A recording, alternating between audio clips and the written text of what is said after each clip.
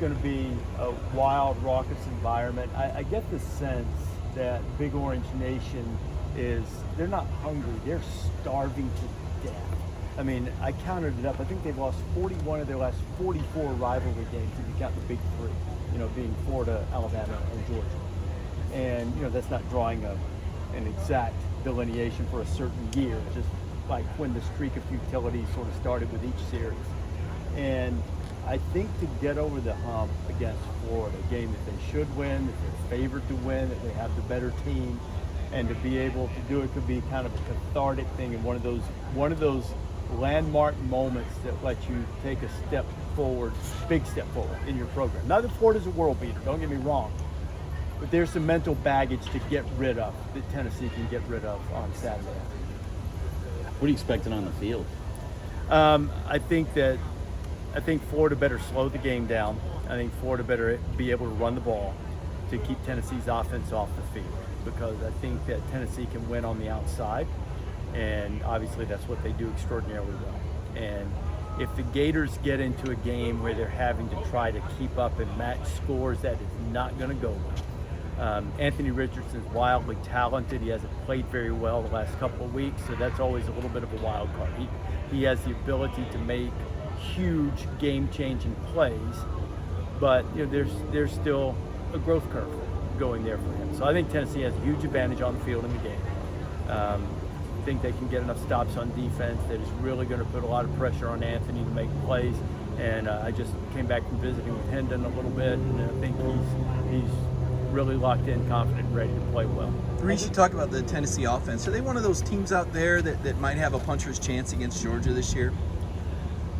If anybody does, I'll be honest, in that based on, it's only 3 weeks now. I mean, so things can change. But there's a big gap, in my judgment, from the top 3 and the rest of the country.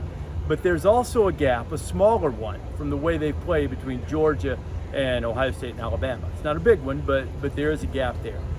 But any time that you can get quick scores and maybe get somebody's head spinning a little bit, and you have a multitude of weapons, and you can get chunk plays, that's the formula to be able to beat a team that probably top to bottom is better than you.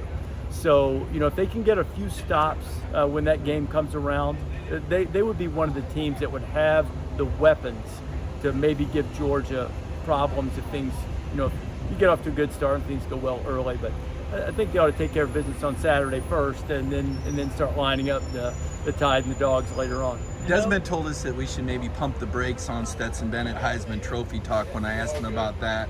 What are your thoughts about the early Heisman Trophy race, and what do you think Bennett would need to do to be a finalist or maybe win the award? Keep playing the way he's playing.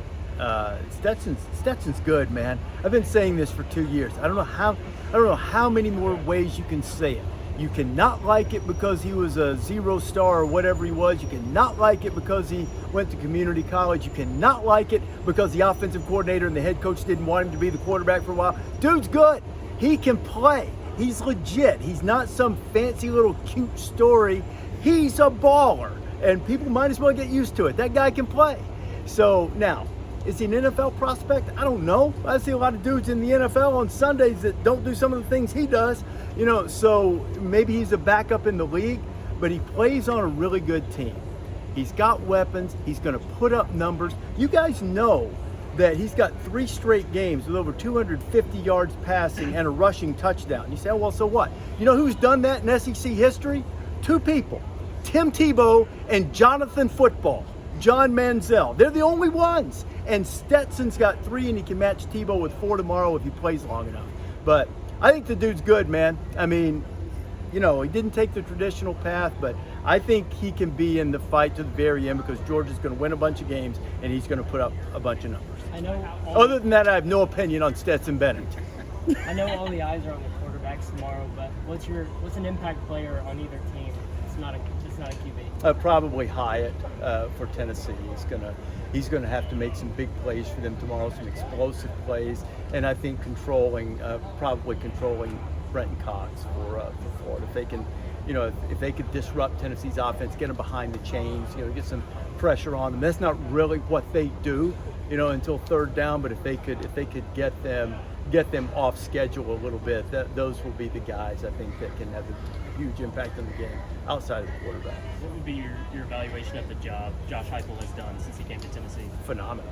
I mean, just said hello to him and visited with him a couple of minutes ago, and I mean, from where they were, with the number of players who left, with the cloud hanging over the program, for him to put it together as quickly as they have and have them a legitimate top 15 team, and maybe better than that, but certainly right now, do it this quickly, to put his stamp on the program in terms of culture and how they're going to run their offense, and get everybody buying in together.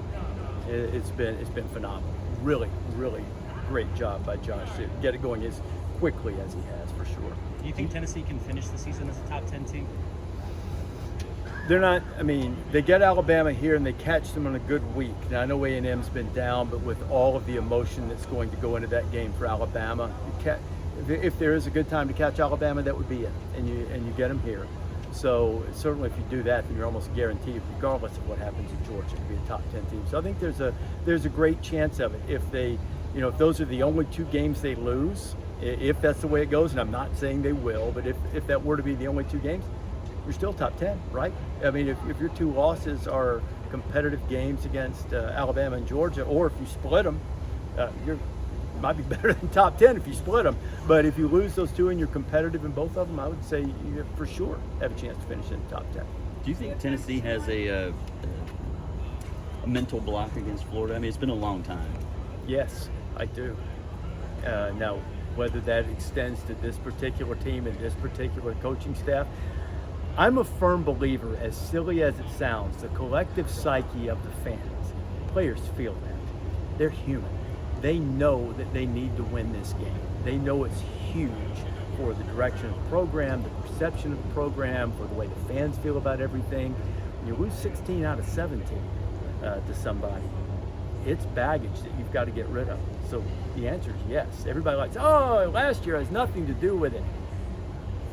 Any little thing that weighs on your subconscious can impact performance. It can make you try a little too hard. It can make you go, I've got to make this play, even if you don't realize you're doing it. And then it doesn't take a lot for here we go again to set in. So yes, I do think, you're asking for predictions, which you weren't, I do think they'll overcome it Saturday. But if you're asking going into the game, do they have a mental hurdle to overcome? You bet they do. You bet they do. Gene mentioned that last time y'all were here in 2016 for the Florida-Tennessee game, you guys kind of embarrassed him, like the picture when he was a walk-on here. Who did we embarrass? Gene, when he was a walk-on. Oh, Gene here. Wojciechowski? Do you guys have anything planned for him tomorrow? No, Gene's doing a great piece on the history of the rivalry. I don't think we have anything to embarrass Gene, but I've got something up my sleeve for someone else. So you have to stay tuned and wait on that for sure.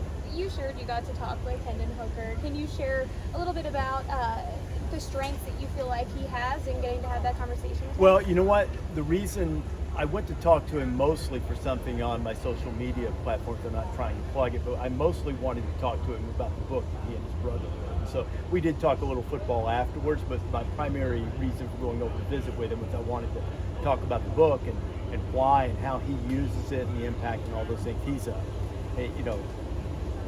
one thing we do with these players is we call them kids. He's not a kid. He's a grown man.